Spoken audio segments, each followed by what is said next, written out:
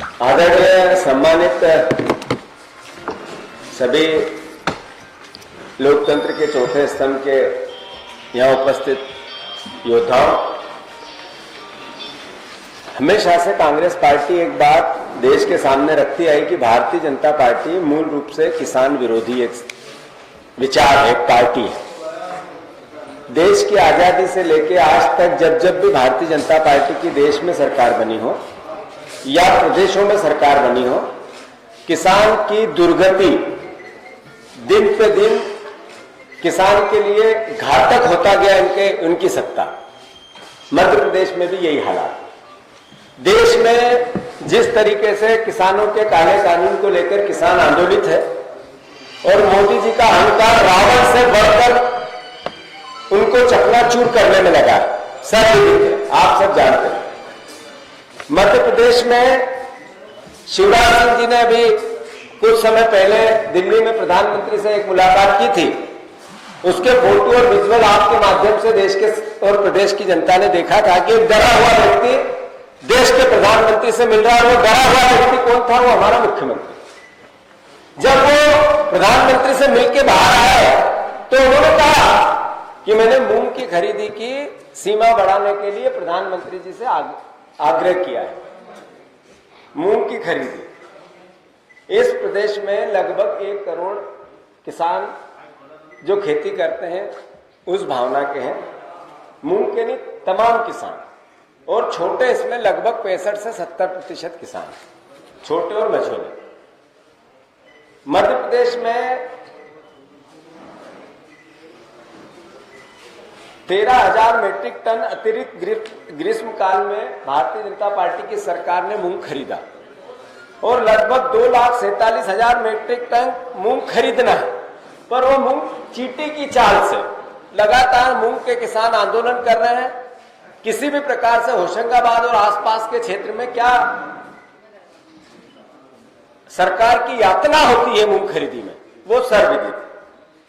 दाल, देश की सरकार ने 2020-21 में 9.31 मिलियन टन दाल उत्पादन हुआ, यह घोषणा देश की संसद में की। फिर 2019-20 में की तुलना से ये अधिक था। 20-21 का जो उत्पादन है वो 19-20 की तुलना से अधिक था।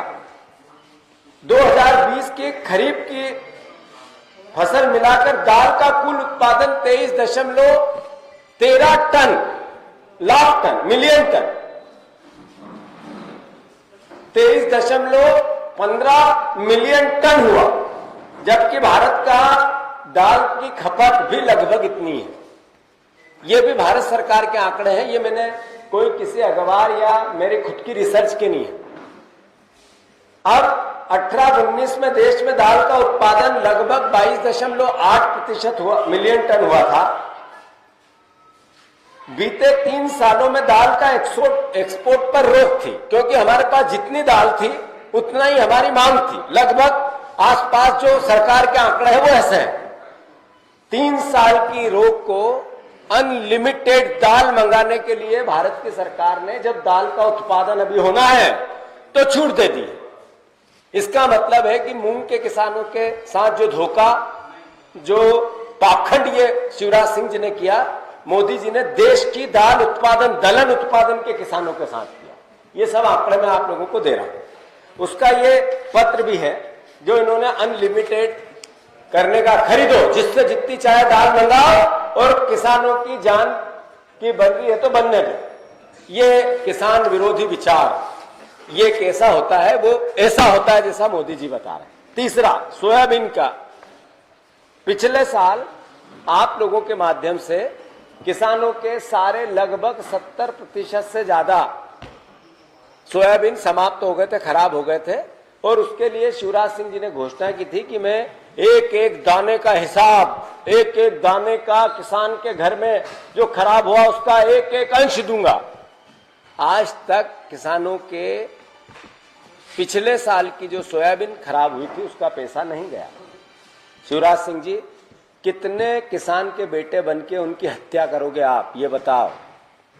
दूसरा, पिछली बीमे की राशि जो हमारे से ली जाती है वो भी आज तक एक किसान को भी पिछले सोयाबीन की नहीं मिली।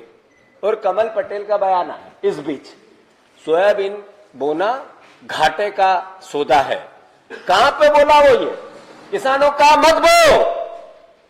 ये कहां, किस प्रदेश में जिसको तमंगा मिला था, सरताज था, सोया प्रदेश जिसको बोला जाता था, वो प्रदेश भी इन्होंने सोया प्रदेश को उस तमंगे से भी महरूम कर दिया, दूर कर दिया।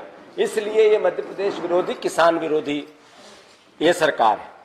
अब आप देखो कि लगभग 9 से 12 हजार रुपया पर क्विंटल का बीज लेकर इस साल किसानों ने बोया है। 60% मालवा की अफलन की स्थिति फिर सोयाबीन की बन गई है। इससे पहले पानी नहीं गिरा था, बीज बो दिया, इससे 2 बार फसल बोनी पड़ी किसान को। जब 2 बार फसल किसान बोता है तो उसको कुछ नहीं मिलता है, कुछ नहीं बचता है। उसको एक तरह से उस फसल को सिर्फ बो के अपना घाटा पूरा करना होता है, उसके बाद भी अफलन। इसका मतलब है सरकार को इस ओर ध्यान देना चाहिए। इस बीच मोदी जी ने और कृपा की, जैसे ही 15 लाख मीट्रिक टन सोयाबीन का फिर बाहर से मंगाने की एक पत्र जारी कर दिया। जो ये पत्र, ये उसका भी मैं आप लोगों को अभी देता हूं।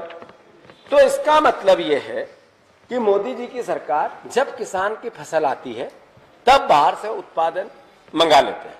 इसका मतलब किसान की हत्या करना है। इसके पीछे षड्यंत्र क्या है? षड्यंत्र है किसान अपनी फसल बेचे, कमजोर हो, और प्राइवेट सेक्टर में एग्रीकल्चर को, जो तीनों काले कानून का मूल मतक्य है, जो मूल भाव, उस पर वो काम कर सके। मतलब राज्य सरकार भी कर रही है और केंद्र सरकार भी कर रही है। हम मांग करते हैं इस पूरी प्रोसेस में जो शिवराज सिंह जी ने मध्य प्रदेश से ये तमंगा सोया प्रदेश का दूसरे प्रदेश को दिलवाया षड्यंत्र के तहत, मैं मानता हूं उनकी जितनी भर्त्सना की जाए, उनकी सरकार की जाए, उतनी कम है। बीमे की राशि नहीं मिली, वो दी जाए। कांग्रेस पार्टी मांग करती है पिछले साल की। कांग्रेस पार्टी मांग करती है, आपने सर्वे कराया था, मुआवजे का पैसा नहीं दिया, 1 रुपया भी, वो वापस दिया जाए किसानों को। पिछले साल का 2020-21 का, 19-20 का। फिर 2000 सोयाबीन की जो इस बार बुआई हुई और अफलन की स्थिति है, उसका सर्वे कराया जाए। जो 2 बार आपने ऐसा बीज जो जिसका उत्पादन ही ना हो, जो फसल बोई वो उगे ही नहीं, खेतों में बीज का कोई उपयोग ना हो, और आपने सरकार की लापरवाही से, षड्यंत्र से, और खासकर कृषि मंत्री कमल पटेल के षड्यंत्र से, उसने कहा कि सोयाबीन मत बो, तो सरकार से जो बीज मिला वो भी नहीं होगा। इसका मतलब है कि सरकार की मिली भगत से किसानों के साथ ये दुर्व्यवहार हो रहा। हम मांग करते हैं कि इस बार का फिर से सर्वे, वो चाहे शाहजहांपुर सुजालपुर हो, चाहे देवास हो, चाहे मंदसौर हो, चाहे उज्जैन हो, चाहे इंदौर हो, चाहे हमारा ये मालवा निमाड़ का जितना क्षेत्र है, वहां भी आंदोलन हो रहा है, सीहोर में ही हो रहा है। सोयाबीन को लेकर ज्यादातर किसान मालवा निमाड़ के। ऐसे में खरगोन में 52 गांव के 100 से अधिक किसान मंगलवार के दिन एसडीएम कोर्ट गए थे कि फसल खराब हो गई, सर्वे करवा। ऐसे में खंडवा में नहर की मांग को लेकर फिर आंदोलन चालू हो गया। सीहोर में फिर कपड़े उतारे गए कल सोयाबीन की अफलन की स्थिति की फसलों को लेकर। मैं मानता हूं कि बारिश की भी, शुरू में बारिश गिरी, बो दिया, फिर नहीं गिरी। ऐसे में बीज जो डबल बोया गया उसका भी मुआवजा सरकार दे। मैं मानता हूं कि 75,000 हेक्टेयर सोयाबीन की बुआई होती थी, जिसमें से 10,000 हेक्टेयर लगभग बुआई और सोयाबीन की फसल प्रभावित हुई है। तो सरकार इस पर ध्यान देके इसके सर्वे कराया जाए, शिवराज सिंह जी से अनुरोध है। और ये जो बाहर से सोयाबीन मंगाई गई, जो मध्य प्रदेश के किसानों की सोयाबीन 3,000 रुपया जैसे ही केवल एक पत्र से ही गिर गए भाव, इसका मतलब है ये सरकार षड्यंत्र करती है। कमलनाथ जी के इसके विपरीत किसानों के प्रति क्या नीति थी, सर्वविदित है। आप देखोगे कि 27 लाख किसानों के हमने पहले जो कर्जे माफ किए, जिसका उत्तर इस सरकार ने सच को स्वीकार किया। फिर 10 हार्स पावर के कनेक्शन कृषि पंपों को हमने सिर्फ 1700 रुपए, 1400 रुपए, 1500 रुपए पे लाके छोड़ा था, जो आज 29,000, 30,000 के वापस बिल आने लगे हैं किसानों के। किसानों की ही बात हो रही है। जो अस्थायी उपभोक्ता कृषि में थे, अस्थायी जो साल के साल लेते हैं, 3 महीने के 3 महीने, 1 महीने का कनेक्शन लेते हैं, उनकी भी सबकी 50% बिजली के बिलों में वृद्धि हुई है, जो सरकार वापस ले, क्योंकि स्थिति नहीं है। आपकी सोयाबीन की फसल पिछले साल खराब हो गई, इस साल खराब हो गई। आलू के, सब्जियों के लॉकडाउन के अंतर्गत सारे किसान प्रभावित हुए। अभी भी आलू इतना सस्ता है, आपको महंगा मिलेगा, पर हमारे किसानों का जो आलू रखा हुआ वो निकल नहीं रहा है कोल्ड स्टोरेज से, ये हालात बनने लगे वापस। तो मैं मानता हूं उनको ये बिजली के बिल एक तरह से इतना बड़ा भार है कि किसान को हर तरीके से यातनाएं देगा। अब सवाल है कि सरकार गिराने के 2 मुद्दे थे जो आपके माध्यम से पब्लिक और हमारे पास आए। एक था किसानों के ऋण माफी नहीं हुई, तो 25 विधायकों ने अलग अलग तरीके से सरकार से पूछा इस बार कि ऋण माफी की स्थिति क्या है जिसके लिए आपने सरकार गिराई थी। तो इन्होंने कहा जानकारी एकत्र की जा रही है।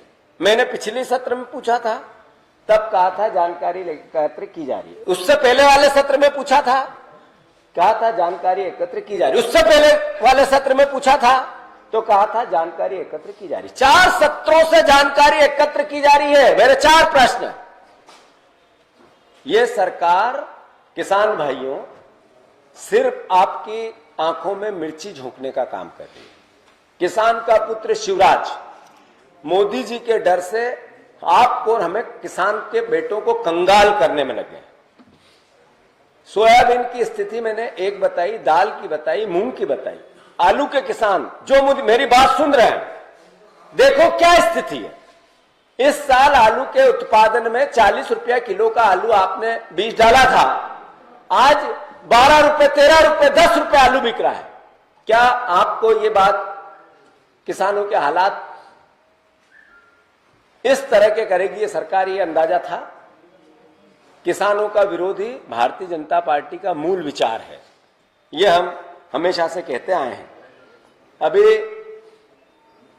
हमारी बहनें राखी बंधवाने के लिए अतिथि शिक्षक, अतिथि विद्वान बैठी है भारतीय जनता पार्टी कार्यालय के सामने। मैं भी जाऊंगा उनसे मिलने, क्योंकि शिवराज की हिम्मत नहीं है कि उनसे राखी बंधवाकर उनको न्याय दे दे राखी पे। मेरा आग्रह है शिवराज जी, हम कोई राजनीति नहीं करना चाहते। आप उनके साथ अतिथि शिक्षक, अतिथि विद्वान, इनके साथ न्याय करो। आपने कहा था मैं सड़क पे आऊंगा, एक चला गया केंद्र में मंत्री बनकर देश की सरकार के आनंद ले रहा है, और आप मुख्यमंत्री बनकर प्रदेश के मुखिया के आनंद ले रहे हैं। जिन लोगों के लिए आपने सरकार गिराने का बहाना बनाया, उनके साथ इतनी यातनाएं क्यों? आखिर ऐसा प्रदेश का मुख्यमंत्री तो शिवराज सिंह जी नहीं हो सकते। मेरा आग्रह है आपसे कि अतिथि शिक्षक, अतिथि विद्वानों के साथ न्याय करो, उनको ज्वाइनिंग लेटर दो और राखी पे तोहफा दो, हम आपका अभिनंदन करेंगे। शिवराज जी, कोई राजनीतिक पुट नहीं है, उन बहनों के साथ न्याय करो, उन परिवार के साथ। 1 लाख रोजगार 30 दिन में दूंगा। 2 महीने पहले आपके विजुअल है, टीवी पे आए थे। वो 1 लाख रोजगार की लिस्ट जारी करवा दो विज्ञापन के माध्यम से। जितना विज्ञापन का पैसा होगा वो मेरी तनख्वाह में से मैं कटवा के आपको दे दूंगा। एक अखबार में देना, किसी में। शिवराज जी, वो 1 लाख लोगों को किनको रोजगार दिया आपने? बच्चों को किनको दिए? बताओ जरा प्रदेश को।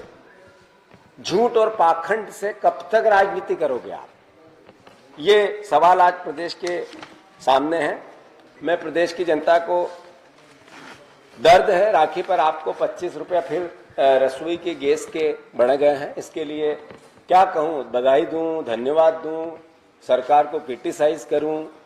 जिन लोगों को हमने भावनाओं से चुना था, बहुत हुई महंगाई की मार। अब की बार मोदी सरकार रोज याद दिलाता है कि वोट दोगे तो महंगाई दूंगा। रोज कभी पेट्रोल में दिलाते हैं, कभी खाने के तेल में दिलाते हैं, कभी गैस की सिलेंडर पे दिलाते हैं, कहते हैं वोट दोगे बीजेपी को, ये लो महंगाई। डेली का काम इस भारतीय जनता पार्टी, नरेंद्र मोदी, शिवराज सिंह सरकार का है। हमें वोट दोगे, महंगाई भोगोगे, या आपको और हमको कहते हैं। मेरा आपसे हाथ जोड़ के निवेदन है, जनता देखे, इनके चेहरे को पहचाने। एक अखबार की आज की खबर है, 10 दिन में बारिश में 300 से ज्यादा पुल ढहे और 500 किलोमीटर सड़कें बह गई। भ्रष्टाचार के साथ 17 साल की सरकार, उसका मुख्यमंत्री 10 दिन की बारिश बता दिया कि सबसे बड़ा चोरों का सरकार थी ये। 17 साल से चोरों की सरकार। कभी कहीं सुना आपने ऐसा? कहीं सुना कि 10 दिन में 500 किलोमीटर सड़कें बह जाए? कहीं सुना कि 300 से ज्यादा पुल बह जाए? ये इस लुटेरों की सरकार में ही हो सकता है। सर्वविदित है, हर पैमाने पे हो, चाहे भ्रष्टाचार का हो, चाहे महंगाई का हो, चाहे वादों की खिलाफी का हो, चाहे जनता के आंख में धूल झोंकने का हो, आशीर्वाद चाहिए इनको, जन आशीर्वाद। शिवराज भी गए थे मांगने, जन आशीर्वाद दिया जनता ने, हराया था, आशीर्वाद नहीं दिया था, कहा बाहर बैठो, चोरी से डाके से फिर बैठे। अब फिर जन आशीर्वाद चाहिए, किस बात का? इसलिए कि लोकतंत्र की हत्या की हमने, इसलिए चाहिए आपको जन आशीर्वाद कि आपने कोविड में 5 लाख से ज्यादा परिवारजनों की हत्या कर दी। कोविड के दौरान आपने सरकार गिराई, स्वास्थ्य मंत्री खरीदे, इसलिए जन आशीर्वाद चाहिए। आशीर्वाद इसलिए चाहिए कि जन सेवा में करना चाहता था और मैं केंद्र में जाकर मंत्री बन गया। पद से मेरा लालच नहीं है, हमारे परिवार का पद से मोह नहीं रहता और पद बगैर हम रह नहीं सकते, इसलिए जन आशीर्वाद चाहिए। किस लिए जन आशीर्वाद चाहिए? इसलिए कि किसानों का कर्ज माफ हो रहा था, उसको रोक दिया था आपने।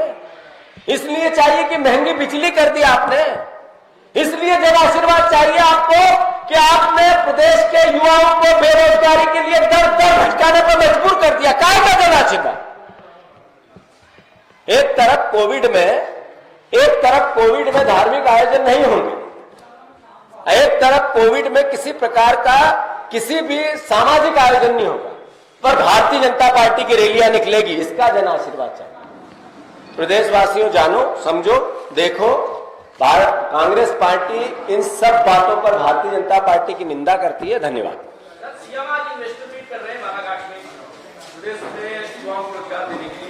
सीएम को अभी तक जितनी इन्वेस्टर मीट हुई प्रदेश भर में और रोजगार की स्थिति क्या है, सर्वविदित है। सीएम बालाघाट में रोजगार की बात करते हैं और यहाँ बेरोजगार उनके बीजेपी के ऑफिस के सामने राखी बंधवाने के लिए अपने बच्चों को लेके, छोटे छोटे साल भर 6-6 महीने के बच्चों को लेके बहनें बैठी है। मैं समझता हूं अपने आप में ये बताता है कि रोजगार कितना है, पाखंड कितना है, झूठ कितना है। मैंने लिस्ट मांगी कि आपने 2 महीने पहले कहा था 30 दिन में 1 लाख रोजगार देंगे, आप दो, मैं चिट्ठी लिख के भी उनसे मांग कर रहा हूं।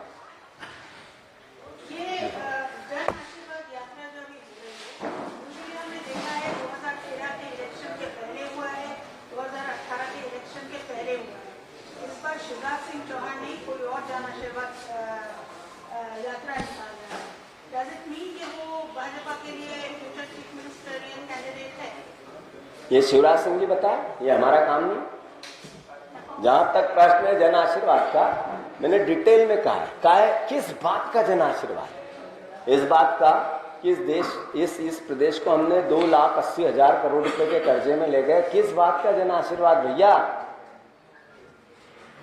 लोगों को कोविड के लिए आशीर्वाद दे रहे हैं कि जाओ आओ, बिना मास्क लगाए रहो और कोविड में जाओ, मर जाओ, इसका आशीर्वाद देने आ रहे हैं। क्या कर क्या रहे हैं? किस बात का? आपको क्रिटिसाइज करना चाहिए उनको। इस तरह की जो यात्राएं हैं, जो गैदरिंग हो रही है कोविड टाइम में, कांग्रेस को परमिशन नहीं मिलती थी जी। क्या कांग्रेस ने कभी लीगली इस पे कोई स्टैंड लिया है? नहीं, इसको लेकर कोर्ट में हमने पहले भी कई बार हमारे माध्यम से कई एक्टिविस्ट ने भी ये बात की, जिससे वो कांग्रेस सपोर्ट करती थी, और कांग्रेस पार्टी के कार्यकर्ताओं ने भी इस बात को किया, और आने वाले समय में और इसको हम ताकत से इस बात को करेंगे। बिल्कुल आप राइट, इसको लीगली भी चैलेंज करना चाहिए। कोरोना टेस्टिंग किट हमारी की दुकान पे मिल रही है, पकड़ा रही है। ये बताता है कि एक भ्रष्टाचारी सरकार किस तरीके से तांडव मचा रही है, मौत और पाखंड कर रही है कोविड पे। कि कबाड़ी की दुकान पे पहले वो टेस्टिंग किट खरीदी गई जिसको वैलिड नहीं माना था भारत के सरकार के नॉर्म्स के अनुसार, और अब वो कबाड़ी की दुकान पे है। मतलब कितना पाखंड, भ्रष्टाचार का पर्याय है ये सरकार। 500 का बोला मैं। हाँ, 2019 से 20 में आपकी सरकार के दौरान 17 बने थे, वो भी बह गए। मैंने दो बात है, 15 महीने में टेंडर होना और कोई पूरा निर्माण होना संभव ही नहीं हो सकता है। कोई टेंडर की प्रक्रिया ऐसी नहीं हो सकती है कि जिसको आज टेंडर के लिए प्रोसेस बना हो, जब बनना और बिगड़ना दोनों बीजेपी के शासन का हिस्सा है। नहीं, उद्घाटन हो सकते हैं, 17 साल की सरकार थी, भूमि पूजन हो सकता है, उद्घाटन हो सकते हैं। जो बन गया होगा उसका उद्घाटन कर दिया होगा, जिसका भूमि पूजन किया होगा उसके टेंडर लगा दिए होंगे। निर्माण 15 महीने में नहीं हो सकते। आप अगर गहराई में जाएंगे तो इस पूरी घटिया निर्माण के पीछे शिवराज सिंह जी निकलेंगे, चिंता मत करो।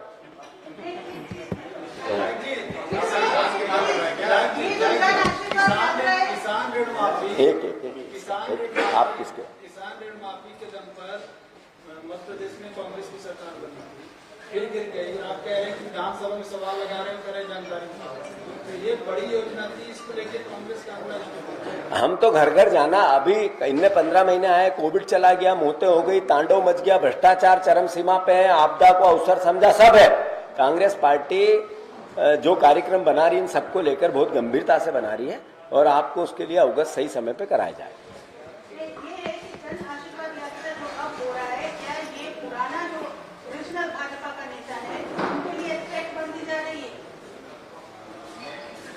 मैंने फिर वही बात, जो सवाल शिवराज सिंह जी से करना चाहिए वो हमसे करते हो आप।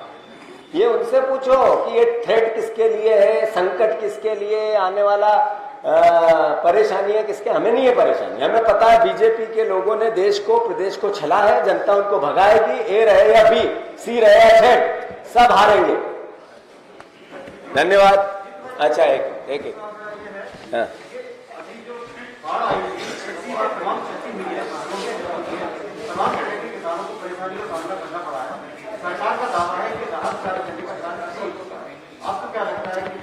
देखो, दो बातें हैं। अभी भारतीय जनता पार्टी कैसे मौत पे उत्सव मनाती है, भूख पे उत्सव मनाती है, कैसे कोविड में आवश्यकता थी डोज की, वैक्सीन डोज की, उस पे उत्सव मनाती है। मतलब उत्सव मनाना इनके लिए, घर में मौतें हैं, लाशें पड़ी है और इनको उत्सव मनाना, लोगों के घर में अनाज नहीं है, उनको उत्सव मनाना। अब ये कह रहे हैं हम राहत देने लगे हैं। फिर नरेंद्र तोमर की खांच पे, गाड़ी पे कीचड़ किसने फेंका था? अगर आप राहत देते तो स्थिति ये निर्मित क्यों होती? ये जन आशीर्वाद उधर क्यों नहीं निकल रहा है? जहां पे जब बाढ़ आई थी वहां जन आशीर्वाद क्यों नहीं है? ये शिवराज सिंह जी भाषण दे के आए थे, मामा ये भी करेगा, मामा वो भी करेगा, आ जा रहे, जा रहे, वीडियो विजुअल देखे, वापस गए क्या? एक मंत्री गया क्या? कोई विधायक आपको विजुअल और फोटो, अन्न उत्सव, वो उसके फोटो मिले कि तू भूखा है, ये ले फोटो खिंचवाएंगे, मेरा फोटो अखबार में जाना चाहिए, पर तेरी भूख पे तमाशा करेंगे हम, गरीब को बताया इनने। ये है बीजेपी, और इसी का असली चेहरा गरीब इससे बदला लेगा, सही समय पे लेगा, तरीके से लेगा, और इतनी जोर की ताकत से लेगा कि इनको उस तमाचे का असर मिलेगा। धन्यवाद।